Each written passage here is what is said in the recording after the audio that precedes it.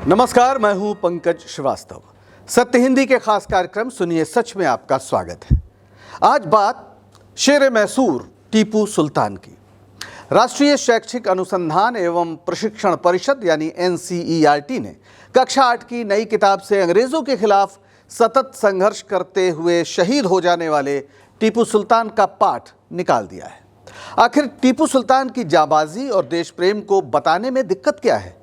क्या ये RSS और BJP के दबाव का नतीजा है, जो कर्नाटक में सांप्रदायिक ध्रुवीकरण के लिए टीपू सुल्तान को खलनायक और हिंदू विरोधी बताने का अभियान चला रहे हैं, जबकि टीपू सुल्तान को नेताजी सुभाष चंद्र बोस अपनी प्रेरणा मानते थे? टीपू की असली तस्वीर क्या है और क्यों मौजूदा सत्ता को उससे परेशानी है, और क्या है टीपू सुल्तान का नासा कनेक्शन? मिलेंगे इन तमाम सवालों के जवाब हमारे इस वीडियो में। तो शुरू करते हैं आज का सफर। यह नई किताब आई है, exploring society India and beyond. सामाजिक विज्ञान की एक किताब है जो NCERT लेकर आया है, लेकिन इसके पहले भाग में भारत के औपनिवेशिक युग के चैप्टर में टीपू सुल्तान, हैदर अली और एंग्लो मैसूर युद्धों का पूरा इतिहास हटा दिया गया है। यह कोर्स बुक इसी सप्ताह जारी की गई है। NCERT के समूह के अध्यक्ष मिशेल डैनिनो से पूछा गया कि क्या टीपू सुल्तान और एंग्लो मैसूर युद्धों का उल्लेख दूसरे भाग में होगा, तो उन्होंने कहा शायद नहीं होगा। औपनिवेशिक काल की सभी घटनाओं को शामिल करना संभव नहीं है। अगर हम ऐसा करने की कोशिश करेंगे तो हम फिर से तारीखों और युद्धों से भरे पुराने पाठ्य पुस्तकों के तरीके में चले जाएंगे। लेकिन क्या टीपू सुल्तान सिर्फ युद्ध की तारीख का नाम है? इस सवाल पर चर्चा करने के पीछे एक सवाल का जवाब सोचिए। क्या आपके इर्द गिर्द, आपके कमरे में या आप जहां भी हैं, एक भी चीज ऐसी है जिसका आविष्कार भारत में हुआ हो? इर्द गिर्द ना हो तो थोड़ा दूर दराज के बारे में सोचिए। क्या किसी ऐसी चीज की याद आ रही है जिसका आधुनिक विश्व में काफी महत्व हो और उसके आविष्कार की भूमि भारत हो? इस सवाल का जवाब सिर्फ एक है, लेकिन उसकी चर्चा भारत में कम, दुनिया में ज्यादा होती है।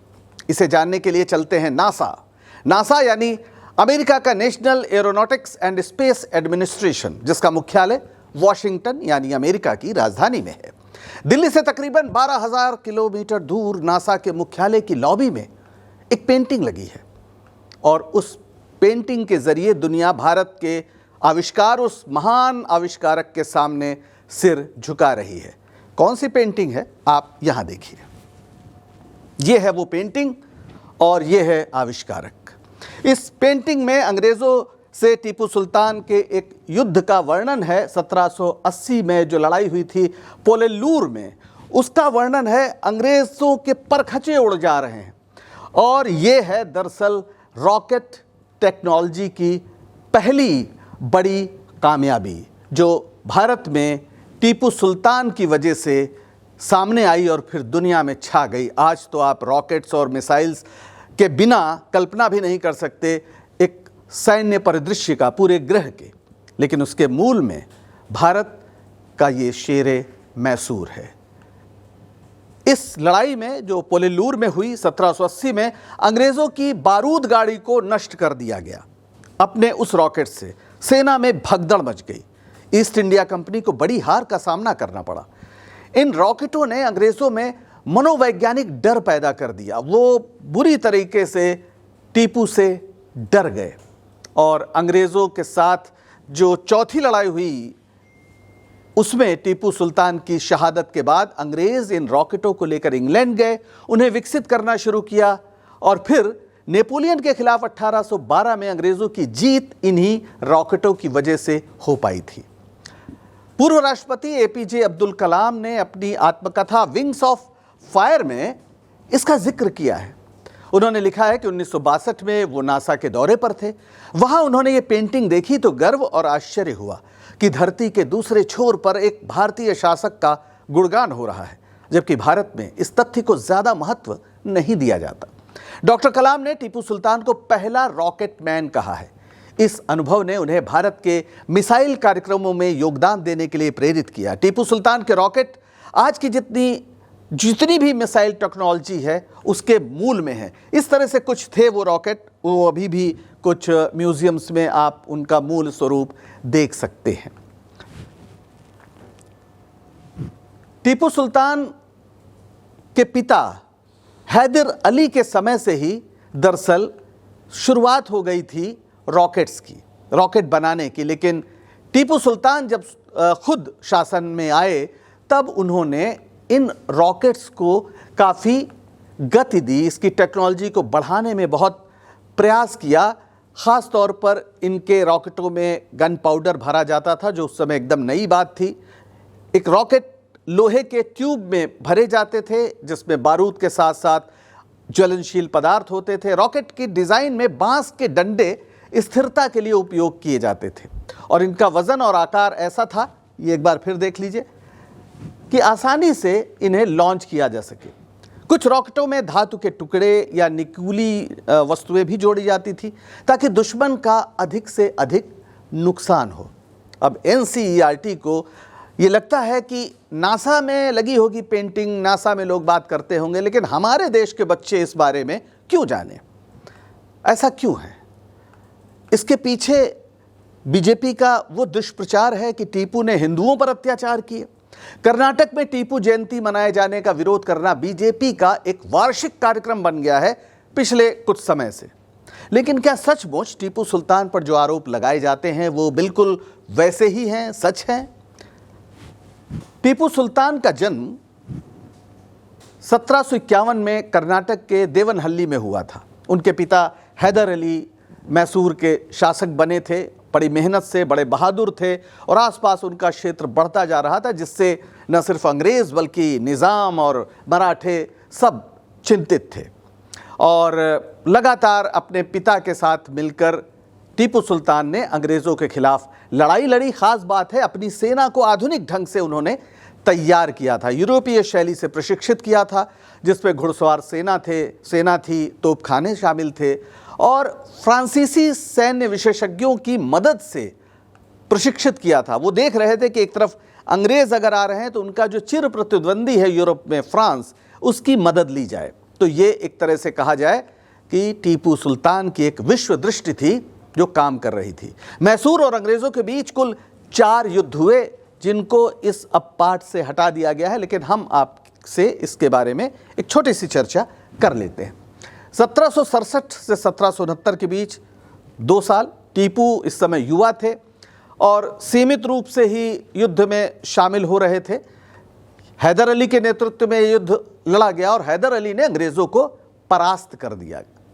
इस युद्ध में आपको आश्चर्य होगा कि सिर्फ अंग्रेज़ नहीं थे सामने, निज़ाम और मराठे भी अंग्रेज़ों के साथ थे। ये एक त्रिदलीय संघ था। फिर दूसरा युद्ध हुआ 1780 में, जो 4 साल चला, 84 तक। टीपू ने इस युद्ध में निर्णायक भूमिका निभाई। पोलेल्यूर की लड़ाई में, जिसका अभी हमने जिक्र किया, टीपू के रॉकेटों ने अंग्रेज़ों को भारी नुकसान पहुंचाया, लेकिन हैदर अली की मृत्यु हो गई और टीपू ने मैंगलोर की संधि के साथ ये युद्ध समाप्त कर दिया। फिर तीसरा एंग्लो मैसूर युद्ध हुआ 1790 से 1792 के बीच। टीपू ने इस बार फिर अंग्रेज़ों, मराठों और हैदराबाद के निज़ाम के गठबंधन के खिलाफ लड़ाई लड़ी। इस युद्ध में टीपू सुल्तान हार गए और श्रीरंगपट्टनम की संधि हुई 1792 में, जिसके तहत मैसूर का आधा हिस्सा और उनके 2 बेटों को भी बंधक के रूप में अंग्रेज़ों को देना पड़ा। लेकिन टीपू सुल्तान हार मानने वाले नहीं थे और फिर चौथा युद्ध हुआ, एंग्लो मैसूर युद्ध 1799 का। ये टीपू का अंतिम युद्ध था। इसमें भी अंग्रेज़, मराठा और निज़ाम एक गठबंधन बनाकर टीपू पर टूट पड़े थे। श्रीरंगपट्टनम जो राजधानी थी टीपू सुल्तान की, उस पर हमला किया उन्होंने और इस युद्ध में टीपू सुल्तान शहीद हो गए और मैसूर पर अंग्रेज़ों का नियंत्रण हो गया। ये 1799 एकदम समझिए कि बस 19वीं सदी की पौ फटने वाली थी, 18वीं सदी का अंत हो रहा था और इसी के साथ भारत का एक महानायक भी अवसान की ओर चला गया। टीपू एक योग्य शासक था। उसने मैसूर का प्रबंधन बेहद अच्छे ढंग से किया। वो अंग्रेज़ों के खतरे को समझ रहा था, लगातार लड़ रहा था और अंग्रेज़ों के खिलाफ युद्ध स्थल पर शहीद होने वाले चुनिंदा शासकों में शायद सबसे तेजस्वी था। उसने फ्रांसीसियों की मदद से सेना का आधुनिकीकरण किया। रॉकेट के इस्तेमाल की बात हम कर चुके हैं। इसके साथ ही उसने नौसेना भी स्थापित की, जो भारत में पहली संगठित नौसेनाओं में से एक थी। सड़कों, नहरों, रेशम उद्योग, इन सब का प्रोत्साहन किया और विदेशी व्यापार के लिए मिशन भेजे, भूमि सुधार लागू किया और कर प्रणाली भी व्यवस्थित की।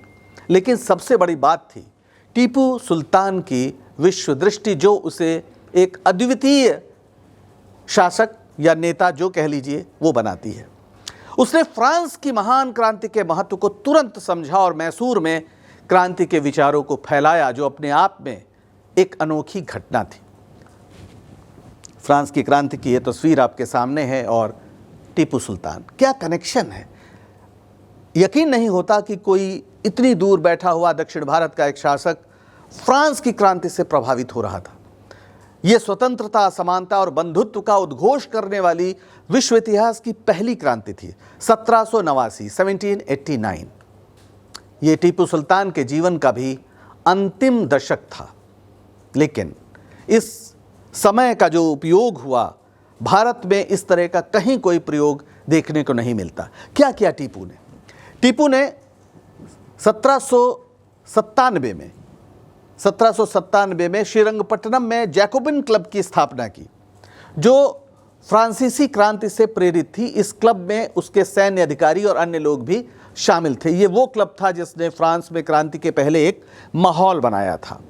और इसके अलावा फ्रांसीसी क्रांति के विचारों को अपनाते हुए उसने खुद को सिटीजन टीपू, नागरिक टीपू कहलाना शुरू किया। फ्रांस की क्रांति के मूल में था सिटीजन, नागरिक, व्यक्ति की स्वतंत्रता, और टीपू सुल्तान ने खुद को नागरिक कहना शुरू किया।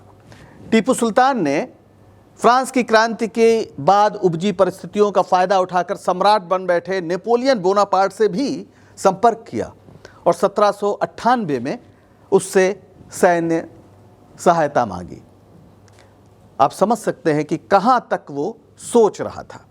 इसके अलावा उसने श्रीरंगपट्टनम में एक स्वतंत्रता का वृक्ष, ट्री ऑफ लिबर्टी लगाया। ट्री ऑफ लिबर्टी यानी 18वीं सदी के आखिरी दौर का वो शासक दुनिया में जो बदल रहा था, और एक ऐसी घटना जिसने दुनिया को बदल दिया था, उससे सीधा जुड़ा हुआ था। ये वो दौर था जब भारत के तमाम हिस्से गुलामी से बिलबिला रहे थे। समानता, स्वतंत्रता, समता, ये सब तो आप कल्पना भी नहीं कर सकते थे। न सिर्फ राजनीतिक बल्कि सामाजिक गुलामी भी हर तरफ छाई थी। पास का ही त्रावणकोर जो मैसूर के पास था, उसमें शूद्र जाति की स्त्रियों को स्तन ढकने के एवज में टैक्स देना पड़ता था, जबकि त्रावणकोर के शासक को पद्मनाभ स्वामी यानी विष्णु का अवतार कहा जाता था। दूसरी तरफ मराठों की पेशवाशाही थी, जिसमें शूद्रों को कमर पर झाड़ू और गले में हंडिया लटकाकर चलना पड़ता था। ऐसे में स्वतंत्रता या सिटीजन होने का विचार वाकई एक बेहद महत्वपूर्ण घटना थी। आलम यह था कि टीपू और उसके जैकोबिन क्लब के सदस्यों ने जब स्वतंत्रता का पौधा रोपा तो लोग समझ नहीं पाए कि दरअसल ये है क्या, लेकिन जो समझ रहे थे वो जान रहे थे कि ये क्या है। ये एक पेंटिंग है जिसको आप देख सकते हैं, स्वतंत्रता का वृक्ष। हालांकि अब अंग्रेज़ों ने बहुत सी निशानियों को नष्ट किया तो ये भी अब नहीं मिलता है। ये वृक्ष स्वतंत्रता और क्रांतिकारी विचारों का प्रतीक बन गया, जिसे जैकोबिन क्लब के सदस्यों ने मिलकर लगाया था, जिसमें खुद टीपू सुल्तान था। ये जैकोबिन क्लब 1789 में शुरू हुआ था। जो मैक्सिमिलियन रोबेस्पियर जैसे क्रांतिकारी उसमें शामिल थे। समता, स्वतंत्रता, लोकतांत्रिक आदर्श, इन सब की बातें दुनिया में शुरू हुई थी। और बाद में इसीलिए अंग्रेज़ चूँकि फ्रांस से भी चढ़ते थे और यहाँ पर फ्रांस की क्रांति के प्रतीक के रूप में मैसूर में टीपू सुल्तान सामने था, तो सारे चिन्हों को ख़त्म कर दिया गया और उसके बाद इस वृक्ष का भी वही हश्र हुआ होगा। लेकिन इसकी स्मृति ऐतिहासिक दस्तावेज़ों में दर्ज है। कोई भी देश ऐसे शासक पर गर्व ही करेगा, लेकिन भारत में ख़ास तौर पर कर्नाटक में उसे बीते कुछ दशकों में हिंदुओं पर जुल्म करने वाले के रूप में प्रचारित किया गया है। क्या ये सच है? आइए कुछ तथ्य देखते हैं। शायद आप में से कुछ लोगों को ये तस्वीरें कुछ पहचानी लग रही हो। एक टीवी सीरियल आता था, सॉर्ड ऑफ टीपू सुल्तान। उसमें टीपू के जो मंत्री थे, अनंत महादेवन बने थे, पुरनैया, और तमाम क्या कहानियाँ थी, शायद आपको ध्यान हो। ये तस्वीर आप देख सकते हैं उनके हिंदू मंत्रियों की। हकीकत यह है कि टीपू ने अपनी हिंदू प्रजा पर कोई अत्याचार नहीं किया, जबकि मैसूर की ज़्यादातर आबादी हिंदू थी। इसके अलावा टीपू ने कई मंदिरों का संरक्षण दिया, जैसे श्रीरंगपट्टनम, नांजनगुंड, मेलकोटे, कोलूर। इन मंदिरों को उसने दान दिया, उनकी सुरक्षा सुनिश्चित की। टीपू के दरबार में मंत्री थे, सेनापति थे, वो भी हिंदू थे। 2 प्रमुख मंत्री थे, पुरनैया जो प्रधानमंत्री ब्राह्मण थे, मैसूर के दीवान थे। प्रशासनिक सुधारों में टीपू के मुख्य सलाहकार थे, और दूसरे कृष्णाराव, ये भी ब्राह्मण थे, जो टीपू के वित्त मंत्री थे और दरबार में बेहद प्रभावशाली थे। इसके अलावा टीपू की सेना में कई हिंदू सेनापति थे, जैसे मधुराव, श्रीनिवास राव, जो उनकी सैन्य रणनीतियों में महत्वपूर्ण भूमिका निभाते थे। इसके अलावा आपको कुछ और उदाहरण ज़रूरी है देना। ये मठ शायद आपने कहीं देखा हो, ये श्रृंगेरी मठ है। 1791 में मराठों ने इस पर हमला किया और लूटपाट की। फिर से कह रहा हूँ, मराठों ने। मराठे कौन थे? जो अपने को हिंदू पदपातशाही का सबसे बड़ा प्रतीक बताते थे। ये मठ आदि शंकराचार्य द्वारा स्थापित 4 प्रमुख मठों में से एक है। मठ के शंकराचार्य ने उस समय टीपू को पत्र लिखकर मदद मांगी। टीपू ने तुरंत कार्रवाई की, आर्थिक सहायता दी और मठ की सुरक्षा भी सुनिश्चित की। अब एक और चीज़ देखिए जो टीपू को बहुत प्यारी थी, और जब तक वो जिंदा रहा वो चीज़ उसके पास थी। आप देखकर चौंक जाएंगे। ये है टीपू की अंगूठी, और इस अंगूठी में क्या खुदा है? राम। ये सोने की अंगूठी है, 41 ग्राम की थी। इसे टीपू सुल्तान की हिंदू पत्नी उन्नीयरचा ने भेंट की थी।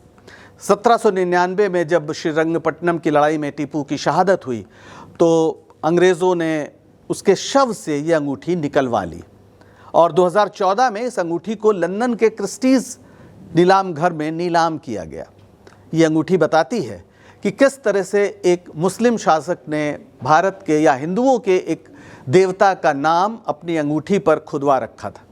लेकिन बीजेपी और आरएसएस का कहना है कि कर्नाटक के तटीय क्षेत्रों में उसने हिंदुओं पर जुल्म किए। ये इतिहास को देखने की एक गलत दृष्टि है। क्या टीपू जब अंग्रेज़ों से लड़ रहा था तो वो ईसाइयों को मार रहा था? जो भी दुश्मन थे उनके इलाकों में लूटपाट और अत्याचार मध्यकालीन युद्ध सिद्धांतों का एक सामान्य नियम था। क्या मराठों ने श्रृंगेरी मठ में लूटपाट नहीं की थी? इसीलिए की थी कि वो टीपू सुल्तान के संरक्षण में था, जो मराठों के खिलाफ लड़ रहा था। फिर हैदराबाद का निज़ाम तो मुसलमान था, वो क्यों टीपू के खिलाफ मराठों के साथ मिलकर युद्ध लड़ रहा था? हकीकत यह है कि टीपू आधुनिक दृष्टि के बावजूद कोई चुना हुआ राजा तो था नहीं। तलवार के दम पर ही उसका राज्य चल रहा था। दुश्मन क्षेत्रों में उसके सैनिक वो सब कुछ करते थे जो दूसरे राज्य के सैनिक मैसूर में करते थे। इस अत्याचार को हिंदू मुस्लिम संघर्ष बताना दिमागी बीमारी के अलावा कुछ नहीं है। इस बात को हमारे राष्ट्र निर्माता अच्छी तरह समझते थे। आप नेताजी को कैसे भूल सकते हैं? नेताजी के आज़ाद हिंद फौज का ये झंडा है, जिसमें एक उड़ता हुआ या छलांग लगाता हुआ बाघ है। ये बाघ कहाँ से आया? ये टीपू सुल्तान का चिन्ह है। फॉरवर्ड ब्लॉक के झंडे में भी इसका इस्तेमाल होता है, जो दल नेताजी सुभाष चंद्र बोस ने बनाया।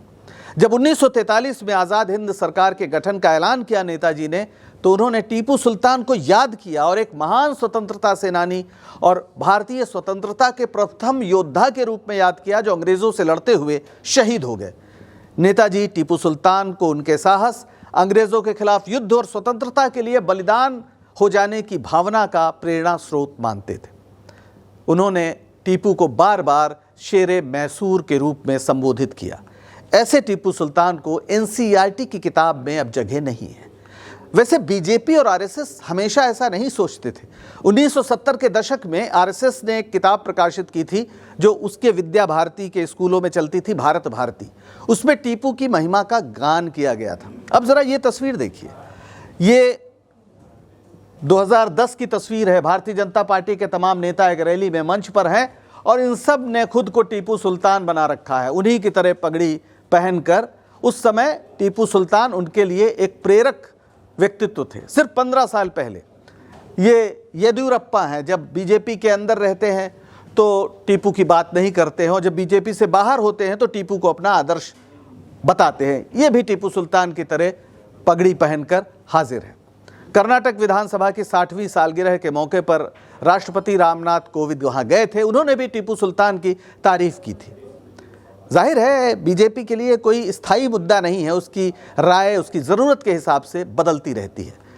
राजनीति लेकिन वर्तमान में हस्तक्षेप का नाम है, पर बीजेपी के पास लगता है कि वर्तमान की समस्याओं का कोई जवाब नहीं है, इसलिए कभी वो अकबर, कभी औरंगजेब तो कभी टीपू सुल्तान का नाम किसी न किसी बहाने विवाद में रखना चाहती है ताकि ध्रुवीकरण बना रहे।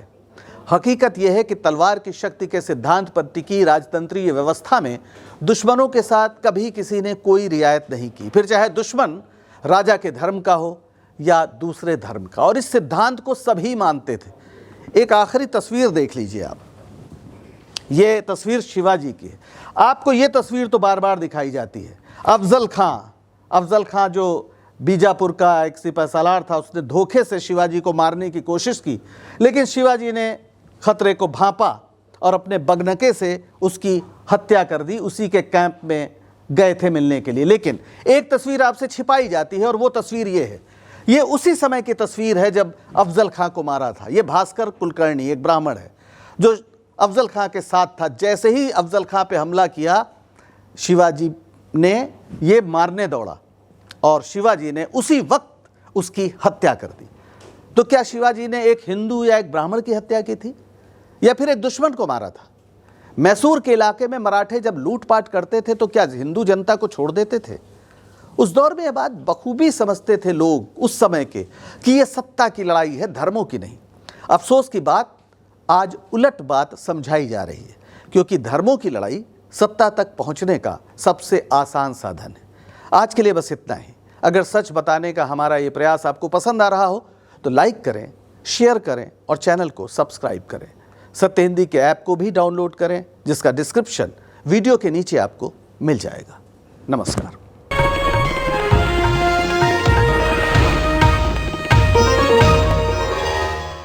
Copyright disclaimer under Section 107 of the Copyright Act 1976. Allowance is made for fair use for purposes such as criticism, comment, news reporting, scholarship, and research. Fair use is a use permitted by copyright statute that might otherwise be infringing.